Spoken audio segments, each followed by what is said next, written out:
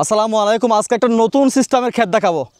এটা হচ্ছে চাষ করেছেন আমাদের জাগির মামা, তিনিও একজন অনেক পুরাতন কৃষক।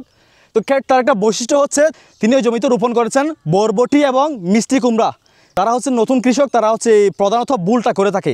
আমি যদি দেখাই জমিটা অনেক বড় একটা বিশাল জমি, প্রায় 40 শতকের উপরে হবে একটা জমি, কিন্তু তিনি পুরো জমিটার চারপাশে হচ্ছে বরবটি চাষ করেছেন। পুরো জমিটার চারপাশে তিনি করেছেন বরবটি চাষ এবং মাঝখানে কী করেছেন, অনেক দূরত্ব রেখে প্রায় 15 ফুট থেকে 20 ফুট দূরত্ব নিয়ে তিনি আবার কিছু সারি করেছেন। সেই সারিগুলোতেও তিনি করেছেন বরবটির চাষ এবং মাঝখানে যে স্পেসগুলো রয়েছে সেই স্পেসে হচ্ছে তিনি মিষ্টি কুমড়া চাষ করেছেন। এবং আমরা যদি জাগির মামার কাছে যাই, আসসালামু আলাইকুম। জাগির মামা কেমন আছেন? ভালো। কি করতেছেন এখানে? হাড়ি টানতে আছি বরকুটির। এসে হাঁড়িটা আনতেছেন। এখানে কি কি চাষ করেছেন? মিষ্টি কুমড়া, বরকুটি। আচ্ছা, আপনার কাছে জানতে চাইবো যে আমি আপনার ক্ষেতটা দেখলাম যে একটা নতুন সিস্টেমের ক্ষেত দেখলাম। সিস্টেমটা হচ্ছে চারপাশে করেছেন বরবটির চাষ, মাঝখানে এই মিষ্টি কুমড়া চাষ এবং মিষ্টি কুমড়া দেখা গেল যে আবার কিছু স্পেস রেখে রেখে আপনি বরবটি লাগিয়েছেন।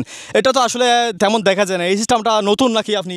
এটা নতুন, আমার আগের থেকে এটা 3 টুরির সিস্টেম। মানে আপনি 3 টরিতে এই চাষটা করেছেন না? হ্যাঁ, 3 টুরির থেকে করেছি তো অনেক এলাকাতে আবার এই চাষ আরম্ভ করলাম আর কি। আচ্ছা, যে বরবটি চাষে এবং মিষ্টি কুমড়া চাষে যদি যারা নতুন কৃষক আছে তারা অনেক সময় ভুল করে থাকেন যে বিশেষ করে যে বৃষ্টির সময় বীজ দেওয়া বা বিভিন্ন পোকামাকড়ের সমস্যা, সেই ব্যাপারে যদি আসলে কিছু আইডিয়া দিতেন যাতে করে নতুন কৃষকরা একটু শিখতে পারে। কেন পচা আসে বেশি বৃষ্টি হলে, অর্থাৎ বৃষ্টির মধ্যে অর্থাৎ হাঁড়ি করতে হয়। হাঁড়ি না করলে পানি যাইতো না, অর্থাৎ পোকামাকা অর্থাৎ জড়িত করবো। মানে হচ্ছে বরবটি এবং মিষ্টি কুমড়ার ক্ষেত্রে হচ্ছে বৃষ্টি থেকে রক্ষা করতে হবে। পোকা মাছি থাকবে কিন্তু সেটার সঠিক পরিচর্যা এবং যারা লাগবে খেতে, হ্যাঁ পোঁচা লাগবে কিন্তু পোঁচার লাইন ক্লিয়ার রাখতে হইব। পানির লাইন ক্লিয়ার করতে হবে না? হ্যাঁ, পানির লাইন ক্লিয়ার করতে হবে যখন পানি যেমন খেত না লাগে।